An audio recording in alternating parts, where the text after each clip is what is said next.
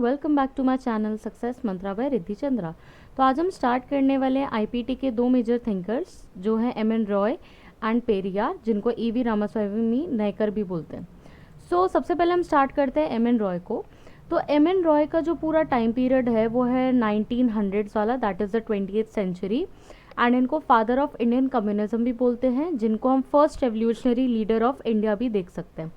उसी के साथ इनका जो करियर है वो एक मिलिटेंट पॉलिटिकल एक्टिविस्ट की तरह शुरू होता है। एंड ये इंडिया को जो है लीव करते हैं 1915 में।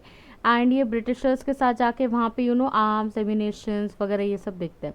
अब क्या होता है कि 20th सेंचुरी में जब इनको फादर ऑफ इंडियन कम्युनिज्म बोल रहे हैं एंड लेटर ऑन हम देखते हैं इनका जो है शिफ्ट हो जाता है आइडियोलॉजी में, तो ऐसा क्या होता है वो इनकी इंटरेस्टिंग चीज़ हमें समझनी चाहिए। एम.एन. रॉय जो है वो स्टार्टिंग से ही इंडिया में कम्युनिज्म लाना चाहते थे। ठीक है, जो उनका फर्स्ट फेज ऑफ लाइफ देखोगे आप लोग वो है कि इंडिया में कम्युनिज्म एम.एन. रॉय जो है प्रमोट करते थे, बिकॉज इनका ये मानना था कि कम्युनिज्म जो है वो कहीं ना कहीं इंडिया को एक साथ ला सकता है। ठीक है, इसी के साथ इनका क्या होता है 1915 में या 1915 से लेकर 20 तक ऐसा क्या होता है कि जो कम्युनिज्म को ये हेट करने लगते हैं या फिर क्रिटिक बन जाते हैं। होता क्या है कि 1915 में जब ये इंडिया को छोड़ते हैं तो ये फॉरेन में जाते हैं एंड वहाँ पे इनका जो है स्टालिन के साथ जो है वो बहुत ज़्यादा बहस हो जाती है, जिसके कारण एम.एन. रॉय जो है दोबारा आते हैं एंड कम्युनिज्म को ये बिल्कुल त्याग सा देते हैं। ठीक है, इसके बाद हम क्या देखते हैं कि ये मेंबर होते हैं कम्युनिस्ट इंटरनेशनल के, जहाँ पे ये लेनिन के आइडियाज़ को प्रमोट करते हैं नेशनल लिबरेशन के फॉर्म में एंड ऑपरेट करते हैं इनको इंटरनेशनल कम्युनिज्म के फॉर्म पे भी। इसी के बाद ये जो है this was followed by tragic failure in organising communist in China, कि जब चाइना में कम्युनिज्म का फेलियर देखते हैं 1927 में एंड इनको निकाल दिया जाता है कॉमिंटर्न से। ये बेसिकली चाइना में जो है कम्युनिज्म जब इस्टेब्लिश हो रहा था तो वहाँ पे ये एक तरीके वर्क कर रहे थे एंड उसमें वहाँ पे इनको कॉमिंटर्न से निकाल दिया जाता है। एंड जिस वजह से हम क्या देखते हैं कि इंडियन पॉलिटिक्स में जो है इनका जो स्लोली जो है हम शिफ्ट दे सकते हैं कम्युनिज्म से रैडिकल पॉलिटिकल स्ट्रगल्स की तरफ। ओके, आगे आगे। अब रॉय जो है वो कांग्रेस को भी क्रिटिसाइज कर रहे हैं। क्यों? क्योंकि कांग्रेस को वो क्या बोल रहे हैं कि the leader of the movement for national liberation, कि जो लीडर है मूवमेंट का वो है नेशनल लिबरेशन। कि रॉय ने कांग्रेस को क्या देखा कि कांग्रेस का काम सिर्फ है नेशनल लिबरेशन का, वो ह्यूमनिज्म, वो आइडिया ऑफ ह्यूमैनिटी, इंडिविजुअलिटी, इन सबको नकार रहा है। तो रॉय का जब आप मेजर फोकस देखिएगा तो सबसे पहले उनको याद रखिए कम्युनिज्म के लिए। दूसरी बात याद रखिए जो उनका जो है स्टालिन के साथ कॉन्फ्लिक्ट होता है एम.एन. रॉय और स्टालिन का। ठीक है, जिसके कारण वो कम्युनिज्म को कहीं ना कहीं छोड़ देते हैं, गांधी के विचारों से थोड़ा थोड़ा प्रभावित होने लगते हैं। तीसरी चीज़ आपको ये याद रखनी है कि जब वो कम्युनिज्म को छोड़ रहे हैं, नकार रहे हैं, तो वो क्या चीज़ अडॉप्ट कर रहे हैं। So he is adopting the radical way. ठीक है, तो रैडिकल ह्यूमनिज्म वो अडॉप्ट करते हैं एंड ये रैडिकल ह्यूमनिज्म लेटर ऑन क्या कन्वर्ट हो जाएगा आपका न्यू ह्यूमनिज्म की तरफ। तो रॉय के जो विचार है उसमें ये याद रखना है आपको कि रॉय जो है उनका मेजर फोकस है इंडिविजुअल पे या ह्यूमन पे, क्योंकि रॉय का ये मानना है कि अगर इंडिविजुअल ग्रोथ चाहिए तो सबसे पहले आपको उनको लिबर्टी देनी पड़ेगी, फ्रीडम देनी पड़ेगी एंड उसी के बाद इंडिविजुअल जो है वो सेंटर है हर चीज़ का। सेंटर है हर चीज़ का मतलब कि politics, economic, social relations, military, it all revolves around the individual. तो his major focus was on individuality, that is the individual. ठीक है, उसके बाद हम क्या देखते हैं कि his urge to that the INC, the Indian National Congress, to procure the support of the workers and the peasants. तो रॉय का क्या मानना था कि INC में वो क्या बोल रहे थे कि आप जो है वर्कर्स एंड पेजेंट्स का सपोर्ट लीजिए for the national liberation. 40s में हम क्या देखते हैं कि इनका एक रैडिकल डेमोक्रेटिक पार्टी जो कि फॉर्म होता है। ठीक है, और इसका ईयर भी पूछा गया रैडिकल डेमोक्रेटिक पार्टी का, इसका है 1944। याद रखिएगा, पेपर में आ चुका है पहले भी, तो रिपीट होने के चांसेस है। उसी के साथ रॉय को हम देखते हैं कि वो मूव अवे करने लगते हैं मार्क्सिज्म से।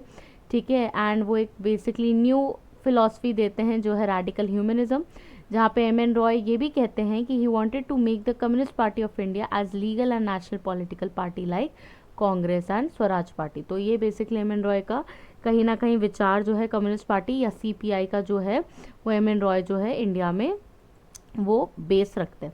उसी के साथ हम क्या देखते हैं कि रॉय जो है इन द अर्ली फेज, जो कि फर्स्ट फेज है उनका बिफोर स्टालिन और इनके बीच का जो झगड़ा है, कि रॉय जो है इन्फ्लुएंस है मार्क्सिस्ट से जब वो यूएसए में रह रहे थे, but he was one of the learn person of the Marxist in the world, कि मार्क्सिज्म को वो सिर्फ एक विचार की तरह नहीं बल्कि वो मार्क्सिस्ट को एक वर्ल्ड विचार की तरह समझ रहे थे, कि दुनिया में हम कैसे मार्क्सिज्म को अप्लाई कर सकते हैं, उस चीज़ के बारे में ये समझ रहे थे। लेटर क्या होता है, जैसे मैंने समझाया था कि 1915 के बाद जो है रॉय एंड स्टालिन के बीच में आइडिया ऑफ जो बेसिकली कम्युनिज्म था या मार्क्सिज्म था उसके बीच में पूरा विवाद हो जाता है या फिर डिफरेंसेस आने लगते हैं, जिसके कारण रॉय जो है वो क्रिटिक करने लगते हैं मार्क्सिज्म का। तो जो बंदा मार्क्सिज्म के पहले प्रचार कर रहा था वो बंदा मार्क्सिज्म को क्रिटिक कर रहा है। इस वजह से हम क्या देखते हैं कि मार्क्सिज्म से वो क्या करते हैं, ट्रांसफॉर्म अपने आप को रेडिकल ह्यूमनिज्म से, एंड रेडिकल ह्यूमनिज्म से वो अपने आप को न्यू ह्यूमनिज्म में ट्रांसफॉर्म करते हैं। ह्यूमनिज्म पे यहाँ पे उनका मतलब क्या है, ह्यूमनिज्म से उनका यहाँ पे मतलब है कि इंडिविजुअल को आप कैसे हर चीज़ का सेंटर बना सकते हो, कैसे आप जो है सोसाइटी में रिलेशन समझ सकते हो इंडिविजुअल के साथ, जहाँ पे इंडिविजुअल अपने आप में एक एंड है एंड सोसाइटी एक सिर्फ मीन्स है, एक तरीका है कि इंडिविजुअल के सारे आप ज़रूरतों को कैसे पूरा कर सकते हो।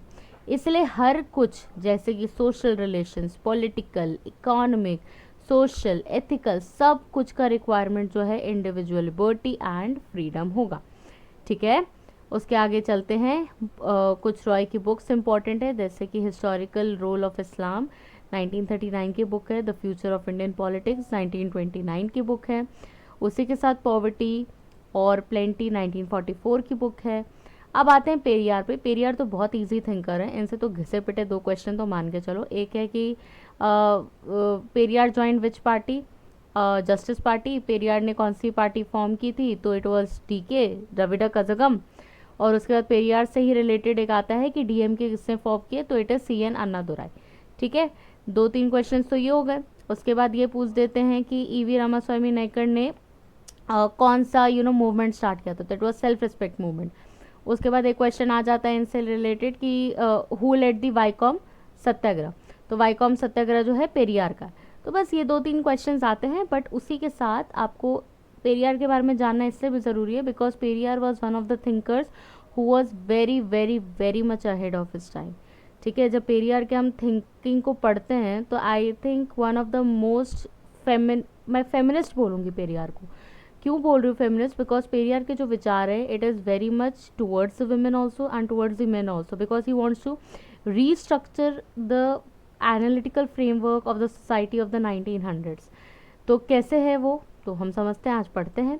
पेरियार जो है उनका नाम, पूरा नाम था ईवी रामास्वामी नायकर, जिनको पेरियार बोला जाता था। पेरियार का मतलब होता है द रिस्पेक्टेड वन, जिनका बॉर्न होता है rich business family of backward caste. Okay, तो आपके पास पैसा तो है बट आपकी कास्ट जो है वो बैकवर्ड है। अभी मैं आज रिसेंटली एक इंस्टाग्राम स्क्रॉल कर रही थी तो वहाँ पे एक मुझे आया था कि a person has qualified net 8 times and he wants to take admission in PhD, but he was rejected and denied because of his caste, because he belongs to a backward caste. ठीक है, सो जाति हमारी जो है जाति नहीं है। ठीक है, वो एक ऐसे करके स्टेटमेंट फ्रेम था, मैंने किसी की स्टोरी पे आज ही देखा था तो वो मुझे एकदम से कास्ट से वो हिट किया, तो I am just sharing with you all.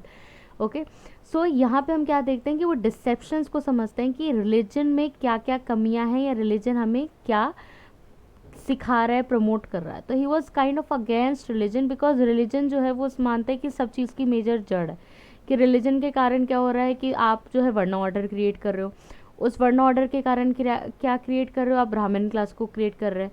ब्राह्मण क्लास जो है वो ब्राह्मणिज्म को फॉलो कर रहा है, ब्राह्मणिकल प्रैक्टिसेस को फॉलो कर रहा है, जिसके कारण आप जो है इन ह्यूमन जो है प्रैक्टिसेस आप दलित्स के साथ कर रहे हैं, क्योंकि दलित को तो आपने आउटकास्ट ही कर दिया, दलित की तो कोई वैल्यू नहीं है भाई, तो दलित को आपने आउटकास्ट कर दिया। वो हायरार्किकल पोजीशंस के कारण जो है a person can not improve his dignity in society just because he was born into a Dalit family. So इन चीज़ों के बारे में जो है पेरियार का पूरा काम रहता है।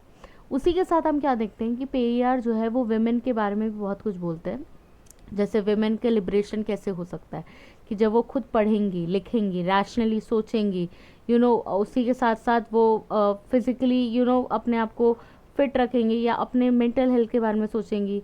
द आइडिया ऑफ मैरिज, कि मैरिज जो है वो एक कंपेनियनशिप होना चाहिए, ना कि एक हस्बैंड एंड वाइफ की हस्बैंड जो सुपीरियर है एंड वाइफ जो है इन्फीरियर है। तो उन सब चीज़ों के बारे में जो है पेरियार बात करते हैं।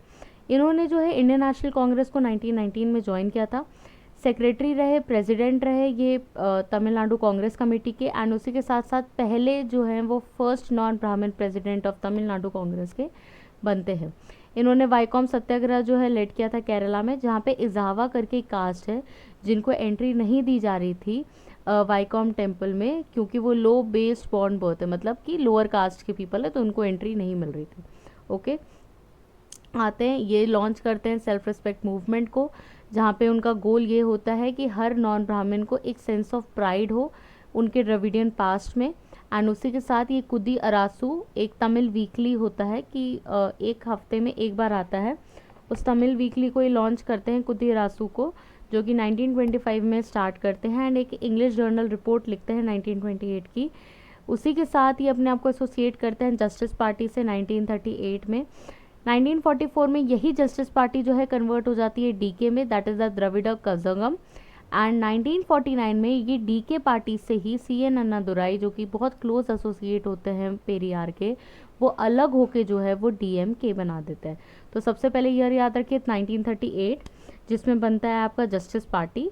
ठीक है, जस्टिस पार्टी जो है वो जिसको जो है पेरियार अपने आप को ज्वाइन करते हैं।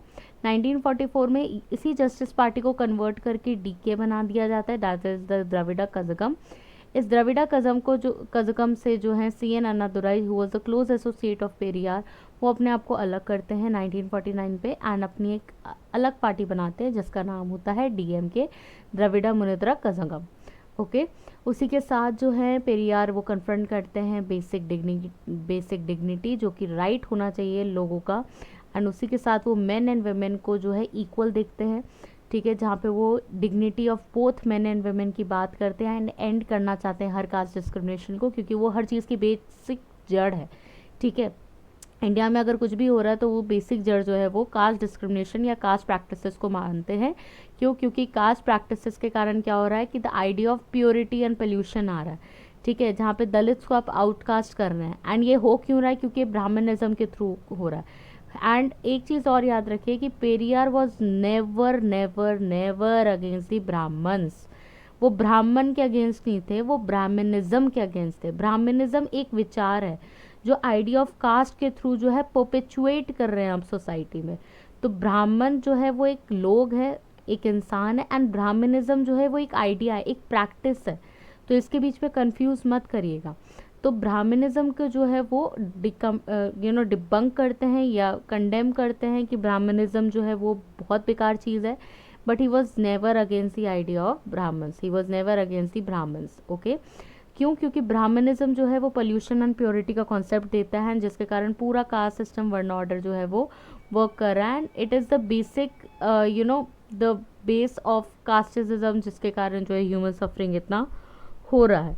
उसी के साथ हम क्या देखते हैं, उन्होंने जो है विमेन एम्पांसिपेशन, जैसे मैंने बताया एजुकेशन ऑफ विमेन के बारे में बात की, कि विमेन को एजुकेट करने के साथ साथ उनको राइट टू प्रॉपर्टी होनी चाहिए, जहाँ पे रैशनलिज्म के पे फोकस करना चाहिए। मैरिज को एक कंपेनियनशिप की तरह देखनी चाहिए, not as a contract. Women को अपना राइट होना चाहिए over their bodies and to redefine their, and he attempted to redefine the idea of masculinity and femininity in that period of time. So with this हम आ गए हैं video के अंत में। वीडियो के अंत में आने के लिए आप मेरे साथ इतने टाइम से बने रहे इस वीडियो के लिए, उसके लिए बहुत बहुत शुक्रिया। उसी के साथ मेरे टेलीग्राम चैनल को ज्वाइन करिए, कोई भी प्रॉब्लम हो तो आप मुझे मेल कर सकते हैं। एंड उसी के साथ मेरे पास बहुत सारे हैंडमेड नोट्स होते हैं, एज आई से ऑलवेज इन माई वीडियोज़। आप मुझे रीच आउट कर सकते हैं मेरे टेलीग्राम चैनल पे। So keep loving, keep watching, and please do share, subscribe my channel, like my videos, and thank you.